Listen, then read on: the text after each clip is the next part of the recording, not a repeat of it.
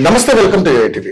42% BC రిజర్వేషన్ని అమలు చేసినటువంటి కాంగ్రెస్ ప్రభుత్వం ఈరోజు ఏదైతే దానికి సంబంధించినట్టు అది చెల్లదంటూ కూడా కోర్టులో ఏదైతే పిటిషన్ వేశారో సుప్రీంకోర్టులో, ఈరోజు అది సుప్రీంకోర్టులో ఉండగానే ఎప్పుడు మళ్ళీ దానికి తోసిపుచ్చడం జరిగింది. సో సుప్రీంకోర్టు అది ఏదైతే హైకోర్టులో ఉండగానే సుప్రీంకోర్టుకు ఎందుకు రావాల్సి వచ్చిందంటూ కూడా ఎవరైతే పిటిషనర్ గోపాల్ రెడ్డి గారు ఉన్నారో వాళ్ళని మందలించడం జరిగింది. సో హైకోర్టులో ఆ స్టే ఇవ్వకపోవడంతోనే మేము సుప్రీంకోర్టు రావడం జరిగిందంటూ కూడా అతను చెప్పడం జరిగింది. సో నిజంగానే మరి ఇప్పుడు 42% రిజర్వేషన్ సుప్రీంకోర్టు తోసిపుచ్చింది. మళ్ళీ దీని తదుపరి విచారణ ఏదైతే 8వ తారీఖున హైకోర్టులో ఉంది కాబట్టి ఏం జరగబోతుందనే దానికి ఒక అంత ఉత్కంఠగా ఉన్నటువంటి పరిస్థితి. ప్రభుత్వం అయితే ఏదైతే ఉన్నటువంటి డిప్యూటీ సీఎం బట్టి విక్రమార్క కూడా ఈ విషయంలో చాలా హర్షం వ్యక్తం చేయడం జరిగింది. సో మరి దీని మీద మాట్లాడడానికి అసలు బీసీ రిజర్వేషన్ లో జరుగుతున్నటువంటి ఈ అవకతవకల గురించి అన్ని రకాల అంశాల గురించి మనతో పాటు చర్చించడానికి మాజీ ఐఏఎస్ అధికారి చిరంజీవి గారు, అదేవిధంగా బీసీ ఇంటలెక్చువల్ ఫోరం వ్యవస్థాపకులు చిరంజీవి గారు మనతో పాటు ఉన్నారు. ఆయన అడుగుదాం మరి ఏంటి అసలు దీంట్లో ఉన్నటువంటి అడ్డంకులు ఏంటి, మరి బీసీ రిజర్వేషన్ 42% పెంచడానికి వచ్చినటువంటి ఇతర కులాలకు కానీ ఇతర వర్గాలకు కానీ వచ్చినటువంటి అభ్యంతరం ఏంటనేది సార్తో మాట్లాడి చర్చిద్దాం. సార్ నమస్కారం. సార్ నమస్కారం. సార్ ఇప్పుడు నిజంగానే ఏమంటే బీసీ రిజర్వేషన్ 42% మరి ప్రభుత్వం ఓకే చేసినప్పటికీ కూడా ఇది ఆల్రెడీ జంతర్ మంతర్లో కాంగ్రెస్ ప్రభుత్వం దీని మీద పెద్ద ఫైటే చేసింది. కానీ ఇది నామమాత్రం చేసింది. దీని మీద 9th షెడ్యూల్ వాళ్ళు పెట్టడానికి కూడా ఇష్టపడలేదు రాష్ట్ర ప్రభుత్వం ఏదైతే కేంద్ర ప్రభుత్వం. సో పార్లమెంట్ దీని మీద పెద్ద చర్చ కూడా జరగలేదు మనం జరిగినటువంటి వర్షాకాల సమావేశాల్లో. అసలు ఏంటి కాంగ్రెస్ ప్రభుత్వం దీన్ని నిజంగానే పటిష్టంగా తీసుకుందా, నిజంగా బీసీకి న్యాయం చేయాలని అవసరం, ఏం జరుగుతుంది అసలు మీ మాటలు చెప్పండి సార్. ఇప్పుడు ఈ రోజు సుప్రీంకోర్టులో ఈ గోపాల్ రెడ్డి గారు వేసినటువంటి పిటిషన్ ను డిస్మిస్ చేయడం అనేది ఒక శుభ పరిణామంగా మనం చెప్పక తప్పదు.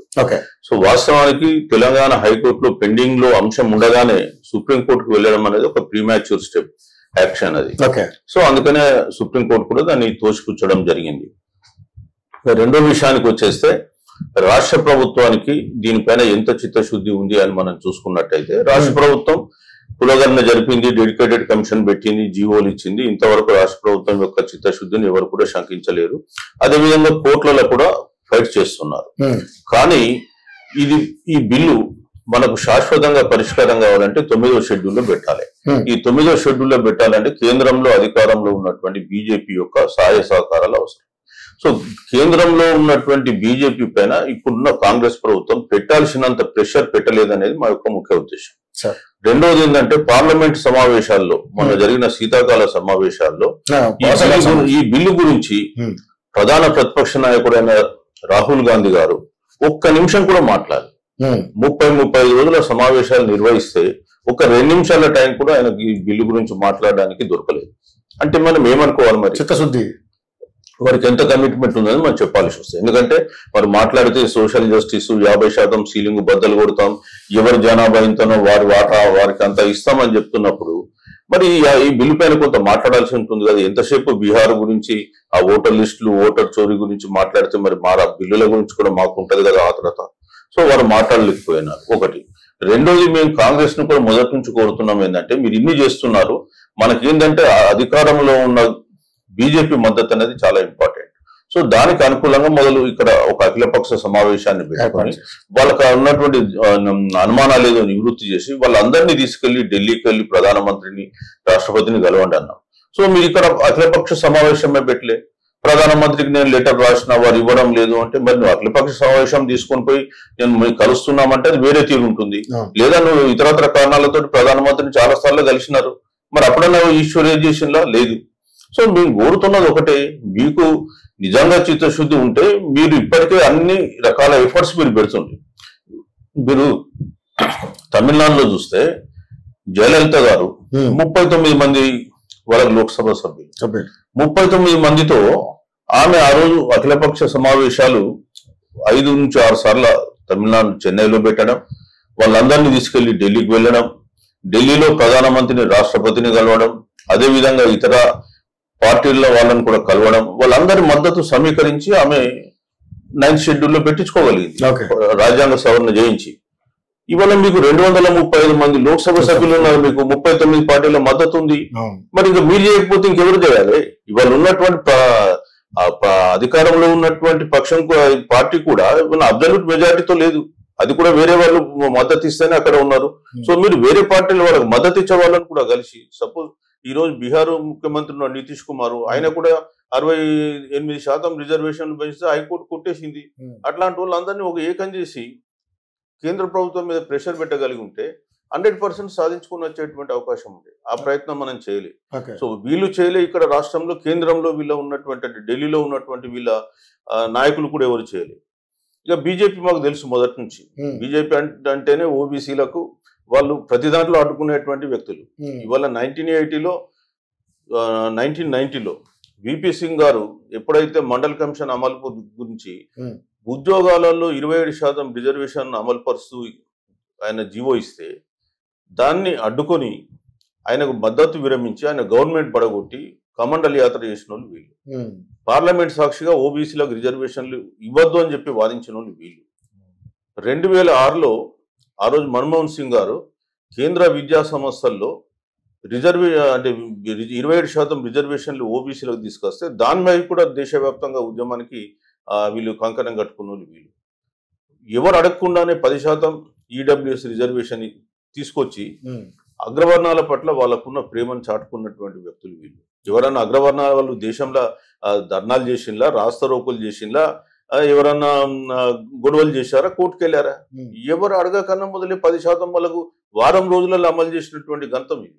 మేము 6 నెలల నుంచి 7 నెలల నుంచి అయ్యో బాబు దీన్ని ఇంప్లిమెంట్ చేయండి, ఈ బిల్లును ఒకసారి కేంద్ర కేబినెట్ పరిశీలించండి అంటే దాన్ని పట్టించుకున్న నా పాపన పోలే. ఇక మరి ఏమనుకోవాలండి మేము?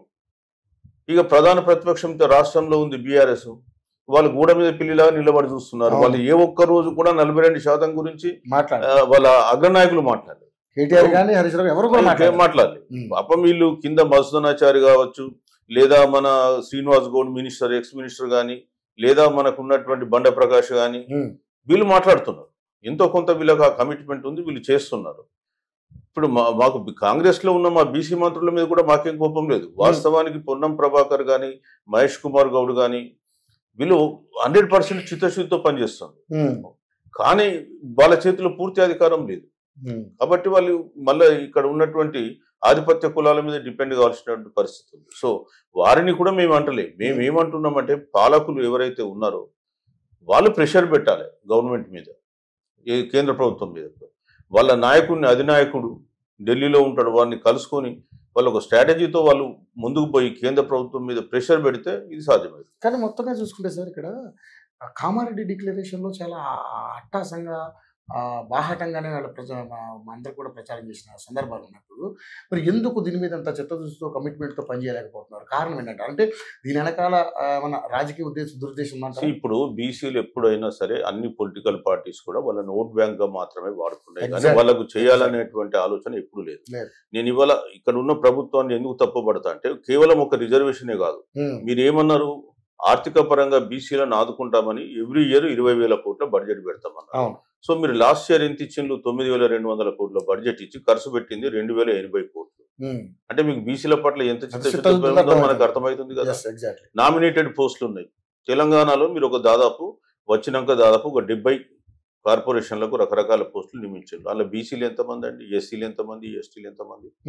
దాదాపు 30 మందికి మీరు ఒక్క కమ్యూనిటీకి మీ కమ్యూనిటీ వాళ్ళకి ఇచ్చుకున్నారు. అంటే మరి నీకు బీసీల పైన ఎక్కడ చిత్తశుద్ధి ఉందండి? ఇవాళ మీరే కామారెడ్డి డిక్లరేషన్ లో చెప్పిండ్రు, ఎక్సైజ్ పాలసీలో గౌడ్స్ కు 25% రిజర్వేషన్ ఇస్తాము షాపులలో అన్నారు. వీళ్ళు 1 మంత్ నుంచి స్ట్రైక్ చేస్తే 15% ఆల్రెడీ ఉంది, పాత గవర్నమెంట్ ఇచ్చింది. దాన్ని 10% పెంచడానికి 20% కావాలని 10% పెంచితే అయిపోతుంది, కానీ పెంచుతలే. ఎందుకంటే మనసు వస్తలేదు. మరి మీరు బీసీల ఫ్రెండ్లీ గవర్నమెంట్ అని మీరు ఎట్లా అంటారండి? సో నేను ప్రభుత్వం చెప్పేది ఒకటి, మీరు చెప్తున్నది ఒకటి, చేస్తున్నది ఒకటి, ప్రజలు గమనిస్తున్నారు. కాబట్టి రేపు రాబోయే కాలంలో ప్రజలు తీర్పిస్తారు ఏంటి ఎవరేంటి అనేది. ఇవాళ తెలంగాణ తెచ్చుకొని బీసీలందరూ కూడా తీవ్రంగా నష్టపోయింది. మేము తెలంగాణ వచ్చినందుకు బాధపడతలేదు, కానీ తెలంగాణ తీసుకొచ్చి మళ్ళీ ఆధిపత్య కులాల చేతికి పెట్టి మళ్ళీ బీసీలను అనగదొక్కడం అనేది ఇవాళ బీసీలు అనుభవిస్తున్నటువంటి బాధ. తెలంగాణ రాకను మొదలు బీసీ కార్పొరేషన్ ఉంటే దాంట్లో డబ్బులు కాస్త కూస్తా ఉండేది, వర్క్ నడిచేది. తెలంగాణ వచ్చిన తర్వాత 2014 నుంచి 2023 వరకు ఉన్నటువంటి అప్పటి గవర్నమెంట్ బీసీలకు మొండిచేయి చూపించింది. 12 కార్పొరేషన్లు పెట్టి, తర్వాత వీళ్ళు వచ్చినాక 9 కొత్త కార్పొరేషన్లు చేసింది, మొత్తం 21 కార్పొరేషన్లు. లాస్ట్ ఇయర్ ₹1 ఇవ్వాలి. లాస్ట్ బీఆర్ఎస్ గవర్నమెంట్ అన్న యావరేజ్ గా సంవత్సరంకు 3,000 కోట్లు ఖర్చు పెడితే వీళ్ళు 2,000 కోట్లు ఖర్చు పెట్టారు. మరి వీళ్ళ చిత్తశుద్ధి గురించి మనం ఏం మాట్లాడాలి సార్? చిరంజీవి గారు, ఇక్కడ ప్రాబ్లం ఏంటంటే బీసీ నినాదంతో మీలాంటి మహామేధవులందరూ కూడా వస్తూ ఉన్నారు. కానీ ఎన్ని సంవత్సరాలు గడిచినా, ఎన్ని పార్టీలు అధికారంలోకి వచ్చినా కూడా బీసీలకు మాత్రం అన్యాయం జరగట్లేదు. ముఖ్యంగా ఏంటంటే బీసీలలో ఐక్యత లోపించడం వల్ల ఇలా జరుగుతుంది. ఎందుకంటే దాదాపుగా 80% బీసీలే ఉన్నారు అని చెప్పేసి మాట్లాడుకుంటున్నటువంటి ఈ సోకాల్డ్ ఈ పెద్ద మనుషులు ఎవరైతే ఉన్నారో, మరి అదే బీసీలకి న్యాయం చేయట్లేదు. కాకపోతే ఏంటంటే ఇక్కడ బీసీలలో ఐక్యత లేకపోవడం వల్ల ఇది జరుగుతుందని చెప్పేసి మాట్లాడుతున్నారు. ఎంతవరకు బీసీలలో ఐక్యత అనే దాని గురించి మాట్లాడితే, మొదలు బీసీలలో ఈ బీసీ భావజాలం అనేది ఇప్పటి వరకు అంత పెద్దగా పోలేదు. గత 1.5 year నుంచి మేము అందరం కూడా సంఘాలను కష్టపడి పనిచేస్తున్నాం. బీసీ భావజాలాన్ని మనం ప్రజల్లోకి ఇప్పుడు పంపగలుగుతాం. సో ఎట్లయితే తెలంగాణ భావజాలం వెళ్ళేసి తెలంగాణ వాదానికి అనుకూలంగా ప్రజలు స్పందించి ఆ రోజు తెలంగాణ తెచ్చుకున్నారు, ఈ రోజు బీసీ వాదానికి అనుకూలంగా కూడా ప్రజలు మెల్లమెల్లగా స్పందిస్తున్నారు. సో ఇంతవరకు జరిగినటువంటి ఎన్నికలు వేరు, రాబోయే కాలంలో జరగబోయే ఎన్నికలు వేరు. డెఫినెట్ గా బీసీ భావజాలం పనిచేస్తుంది. ఇవాళ అన్ని పొలిటికల్ పార్టీస్ కూడా బీసీ వాదాన్ని, లేకపోతే మేము మళ్ళీ మాకు మనుగడ ఉండదని వాళ్ళకి తెలుసు. ఇవాళ ఎప్పుడు కూడా క్లాస్ స్ట్రగుల్ గురించి మాట్లాడే వాళ్ళు, క్యాస్ట్ స్ట్రగుల్ అంటే తెలియనటువంటి కమ్యూనిస్టులు కూడా ఈ రోజుకు సోషల్ జస్టిస్ అని, క్యాస్ట్ అనే విషయాన్ని మాట్లాడుతున్నారు. సో అది వచ్చినటువంటి మార్పు. సో 100% రాబోయే కాలంలో బీసీలు ఇంకా వాళ్ళు చైతన్యవంతం అవుతారు. వాళ్ళకు జరుగుతున్న అన్యాయాలను వాళ్ళు తెలుసుకుంటున్నారు. ఇప్పుడు చైతన్యవంతమై రాబోయే కాలంలో ఆర్గనైజ్ అయ్యి ఎవరికి ఓటేయాలి, ఎట్లా ఓటేయాలి అనేటువంటి విషయాన్ని అర్థం చేసుకుని వాళ్ళు ఓట్లు బీసీలకే వేయగలిగితే రేపు రాబోయే కాలంలో బీసీలకు సంబంధించిన పార్టీలు కూడా వస్తాయి. ఇంకా ఇప్పుడు ఆల్రెడీ 1-2 వచ్చినాయి కాబట్టి బీసీలు కూడా రంగంలో ఉంటారు. సో తెలంగాణలో రాబోయే కాలంలో ఖచ్చితంగా సామాజిక తెలంగాణ అనేటువంటి అంశంపై బీసీలు రాజ్యాధికారంలోకి రాబోతున్నారు. కానీ ముఖ్యంగా చూసుకుంటే సార్, ఇప్పుడు ఏదైతే బీసీ నినాదంతో మేము బీసీ ముఖ్యమంత్రిని చేస్తామని చెప్తున్నటువంటి బీజేపీయే ఈరోజు మరి బీహార్ ఎలక్షన్స్లోనూ మేము అధికారం చెలాయించాలని చెప్పేసి వీళ్ళు ఉంటుంది. అక్కడ కూడా బీసీల సంఖ్య ఎక్కువే. తెలంగాణలో కూడా ఈసారి బాగా వేయాలని చూస్తాను. కానీ చట్టబద్ధత కల్పించడానికి వాళ్ళకి వచ్చేటువంటి అభ్యంతరం ఏంటి సార్? మొదటి నుంచి కూడా బీజేపీ అనేది బ్రాహ్మణ్ బనియా ఆధీనంలో ఉన్నటువంటి పార్టీ. ఓకే. సో వాళ్ళకి ఏంటంటే ఈడబ్ల్యూఎస్ రిజర్వేషన్లకు ఇవ్వడానికి మనసు వస్తుంది, కానీ బీసీలకు రిజర్వేషన్లు ఇవ్వడానికి మనసు రాదు. ఇవాళ మీకు వాళ్ళ యాటిట్యూడ్ ఎట్లుంటుంది అంటే 45 సెంట్రల్ యూనివర్సిటీస్ ఉన్నాయి. 45 సెంట్రల్ యూనివర్సిటీస్లలో బీసీలను వైస్ ఛాన్సలర్ చేసింది 5 యూనివర్సిటీలలోనే. ఎస్సీలు 2, ఎస్టీ 1. పోతే మిగతా 37 ఓసీలకు ఇచ్చిండు. అట్లా నేను చెప్పుకుంటా పోతే కేంద్ర ప్రభుత్వంలో బీసీలకు వాళ్ళు ఏం స్థానం ఇచ్చిండో నేను చెప్పగలను. మరి ఏమన్నంటే మేము ఇంతమంది మంత్రులను చేసినాం, అందులో కేబినెట్ మంత్రులు ఎంతమంది అండి? సాయ మంత్రులు, డిప్యూటీ మంత్రులు చేస్తే మాకు వచ్చేదేముంది? ఒకటి మేము అడుగుతున్నాం, బీసీ మంత్రిత్వ శాఖ ఇవ్వండి అని ఇచ్చారా? మాకు కూడా ఉద్యోగాలలో ఎస్సీ ఎస్టీల వాళ్ళ ప్రమోషన్లలో రిజర్వేషన్లు ఇవ్వండి, బ్యాక్లాగ్ వేకెన్సీస్ మాకు కూడా పెట్టండి. మా శాతం ఎంత అండి? కేంద్ర ప్రభుత్వ ఉద్యోగాలలో 27% రిజర్వేషన్ ఉన్నప్పటికీ కూడా ఈ రోజు కూడా సి కేటగిరీ, డి కేటగిరీ ఉద్యోగాలలో 22%, ఏ కేటగిరీ, బి కేటగిరీ ఉద్యోగాలలో 16%కు మించలేదు. మరి మీరు మాకేమి ఇచ్చిండ్రు రిజర్వేషన్? ఐఐటి, ఐఐఎంలలో 4%, బ్యాంకులలో కొన్ని సిజిఎంలు, జనరల్ మేనేజర్లు బీసీలు నిల్లు. ఇది కేంద్ర ప్రభుత్వంలో వీళ్ళు చేస్తున్న నిర్వాహకం. వీటి గురించి నేను ఆల్రెడీ పుస్తకాలలో ప్రింట్ చేసిన డేటా కూడా మీరు వెరిఫై చేసుకోండి. మీరు ఇచ్చిన డేటా అనేది మేము ఇచ్చింది కాదు కదా. మీరు లోక్సభలో, రాజ్యసభలో మీరు సమాధానాలు చెప్తే అవే సమాధానాలను మేము పుస్తకాల రూపంలో తీసుకొచ్చినాం. సార్ ముఖ్యంగా ఫైనల్గా మరి నిజంగానే ఇప్పుడు ఈరోజు సుప్రీంకోర్టు తోసిపుచ్చింది, రేపు మళ్ళీ హైకోర్టులో తేల్చుకోమంటుంది. హైకోర్టులో కూడా కొంచెం అటు ఇటు అయితే మళ్ళీ సుప్రీంకోర్టును ఆశ్రయించే అవకాశం ఉందా? 100% పోతారు. హైకోర్టులో ఒకవేళ గవర్నమెంట్కు అనుకూలంగా వస్తే వాళ్ళు పోతారు, వ్యతిరేకంగా వస్తే మేము పోతాం. మేము కూడా పోతాం కదా. మరి దేనికైనా రెడీగా ఉన్నాం. ఓకే. సో ఏదైనా ఈ సమస్య తీరాలంటే ఫైనల్గా ఏం చెప్పాలనుకుంటున్నారు?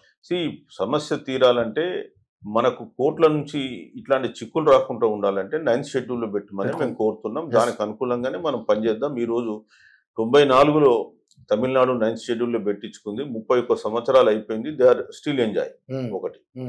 రెండవది ఏంటంటే రేపు దేశవ్యాప్తంగా కులగన్న జరిగిన తర్వాత బీసీలలో ఆటోమేటిక్గా వైఖరిలో మార్పు వస్తుంది. ఎందుకంటే గత 78 సంవత్సరాల స్వాతంత్ర కాలంలో అభివృద్ధి ఫలాలు ఎవరికి అందినాయి, ఎవరికి అందలేదు, ఎవరు మా అభివృద్ధి ఫలాలు దోసుకున్నారనే విషయం స్పష్టమైంది.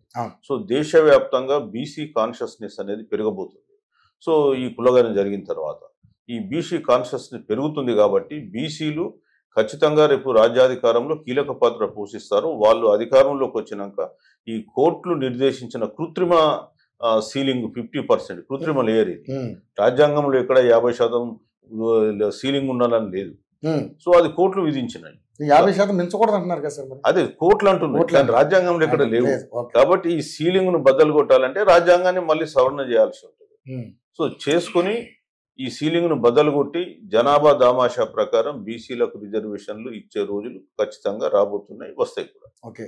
సో రాజ్యాంగం మార్చాలన్న దానికే అప్పుడు ఎవరు మాజీ ముఖ్యమంత్రి కేసీఆర్ రకరకాలుగా మాట్లాడారు. కానీ సవరణలు చేసుకోవాలి, మనం రాజ్యాంగం మార్చమంటలేదు, సవరణ రాజ్యాంగ సవరణ జరిపి ఇప్పుడు ఎట్లయితే 103వ రాజ్యాంగ సవరణ చేసి ఈడబ్ల్యూఎస్ రిజర్వేషన్ తెచ్చుకున్నారు, 93వ రాజ్యాంగ సవరణ చేసి మనకు అంటే కేంద్ర ప్రభుత్వ విద్యా సంస్థల్లో రిజర్వేషన్ తెచ్చుకున్నాము.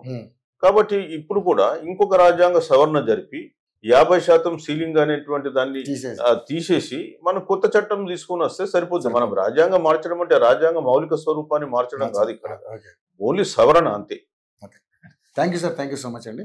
సో మొత్తానికైతే బీసీలకి రాజ్యాధికారం రావడానికి ప్రయత్నం చేసిన ప్రతిసారి ఏదో ఒక అడ్డంకు జరుగుతూ ఉంది. సో డెఫినెట్లీ అందరూ కూడా చిత్తశుద్ధితో అన్ని పార్టీలు కూడా పనిచేస్తే డెఫినెట్లీ బీసీ రాజ్యాధికారం చేపట్టే అవకాశం ఉంటుంది. సరే ఇప్పుడు సుప్రీంకోర్టు తోసిపించినప్పుడు కూడా రేపు మళ్ళీ హైకోర్టులో వాళ్ళు మళ్ళీ వేసే అవకాశం ఉంటుంది. మళ్ళీ దానికి కొంచెం తీర్పు అటు అయినా కూడా మేము కూడా మళ్ళీ సుప్రీంకోర్టును ఆశ్రయించే అవకాశం ఉంటుందని చిరంజీవి గారు చెప్పడం జరుగుతుంది. ఏదేమైనా బీసీలకి రాజ్యాధికారం రావాలి, బీసీలకు న్యాయం జరగాలంటూ కూడా చిరంజీవి గారు గట్టిగా బీసీ ఇంటెలెక్చువల్ ఫోరం నుంచి గట్టిగా ఫైట్ చేస్తున్నటువంటి పరిస్థితి.